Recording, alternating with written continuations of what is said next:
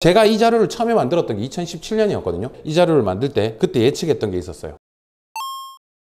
2020년쯤에는 요 녀석들이 세상의 주인이 될 수도 있지 않을까라는 기대를 했던 적이 있었습니다. 정확하게 다 맞췄는지는 모르겠습니다만 그래도 한 녀석 정도는 내가 완전히 주인까지는 아니지만 나 골목대장 정도는 했어 하는 친구들도 한두씩 보일 겁니다. 그리고 되게 아직도 여전히 기대가 되고 있고요. 그리고 2020년을 둘러볼 때 여러분도 그거 혹시 아세요?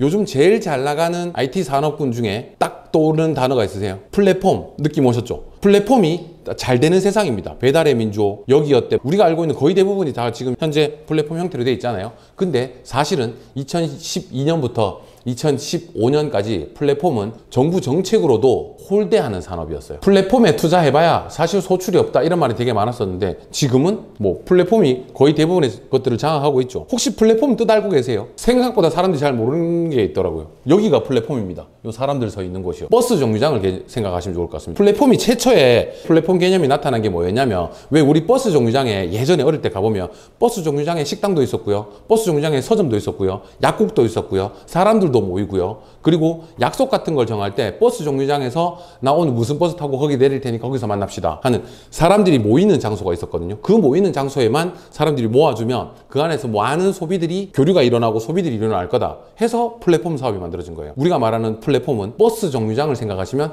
가장 간단할 겁니다. 요 지구본 자리가 버스 정류장 안에 있는 버스 정류장이라고 생각하고요. 그 안에 사람들이 움직이는 거니까요. 플랫폼 산업이 잘 될 거야 라고 2017년에 예측했던 바가 있는데요. 근데 2023년이 된 지금 제가 생각을 해봤더니 결국 곧 세상의 주인은 이 녀석이 되겠구나 하는 게 약간 떠오릅니다. 최근에 작년 정도 생각나세요? 작년에 IT계의 최고 키워드가 있었거든요. 작년에 2022년에 최고의 키워드가 있었는데 반짝하고 사라졌어요. 메타버스. 세상에 출연했다가 이렇게 있다가 싹 사라지는 친구들이 있는가 하면 출연하자마자 세상을 뒤바꾸는 애들이 있거든요. 아까 전에 우리 말했던 스마트폰 같은 경우. 우리가 잘 알고 있는 챗GPT 같은 경우는 2022년 10월이죠. 작년이었습니다. 아직 1년도 안 됐어요. 근데 지금 세계에서 가장 많이 다운로드 되어 있고 가장 많이 사용되고 있는 프로그램 중에 하나가 이 녀석이잖아요. 제가 챗GPT에 어디까지를 놀랬었냐면 제가 묻는 질문에 잘 대답해주고 그럴듯하게 또는 거짓말을 뻔뻔하게 하는 그런 것들을 놀라긴 했습니다만 정말 놀랐던 부분은 여기였었습니다. 지금 보이시는 이 질문은 뭐냐면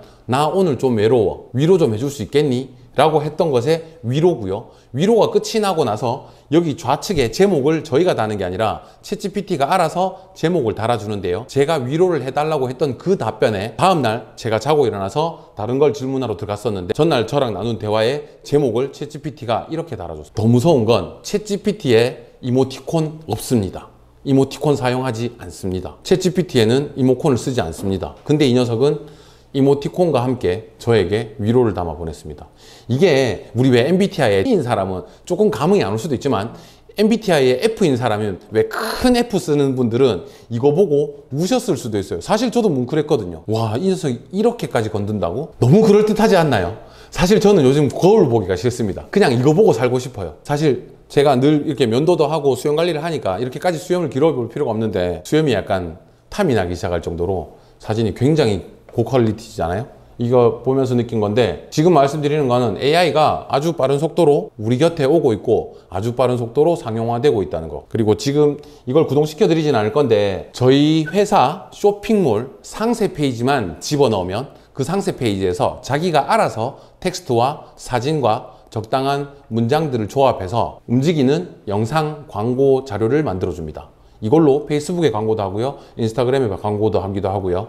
그리고 간단한 게시물을 올릴 수도 있습니다. 사실 인스타그램 작성하는 것도 좀 귀찮잖아요. 근데 상세 페이지 주소만 넣어주면 바로 상용화할 수 있는 광고의 형태의 자료를 만들어줍니다. 카드뉴스 같은 거요. 만들어서 그대로 올리시거나 메타 광고를 돌리셔도 충분히 가능합니다. 메타 광고 돌려보신 분들은 아시겠지만 가만히 서 있는 사진과 움직이는 사진에는 조회수부터 몇 배씩 이렇게 차이가 나거든요. 지금 최근에 아주 빠른 속도로 진행되고 있는 건데 쿠팡은 AI 광고를 실시합니다. 따라서 지마켓 옥션도 AI 광고를 실시했습니다. 우리가 알고 있는 알바몬 있죠? AI가 땅한 알바를 추천해 줍니다. 실효성은 과연 얼마나 될까? 제가 저번 달에 테스트를 했었는데요. 목표 수익은 350%였습니다. 달성했습니다. 근데 약 1000% 정도 달성했습니다. AI가 사실 광고 때 제일 힘든 게 뭐냐면 우리 상품을 100가지를 등록을 하면 100가지에다가 다 광고를 걸어야 되는데요. 사실 여간 힘든 일이 아닙니다. 근데 AI 광고는 자기가 알아서 잘 팔리는 건 광고하지 않습니다. 적당히 팔리는 거는 광고를 살짝 해주고요. 조회수는 많은데 판매수가 좀 저조하다. 이런 친구들만 뽑아서 광고를 돌립니다. 자기가. 근데 손님이 클릭만 해보고 안 살 것 같으니까 자기가 알아서 할인을 걸어버립니다. 할인을 걸면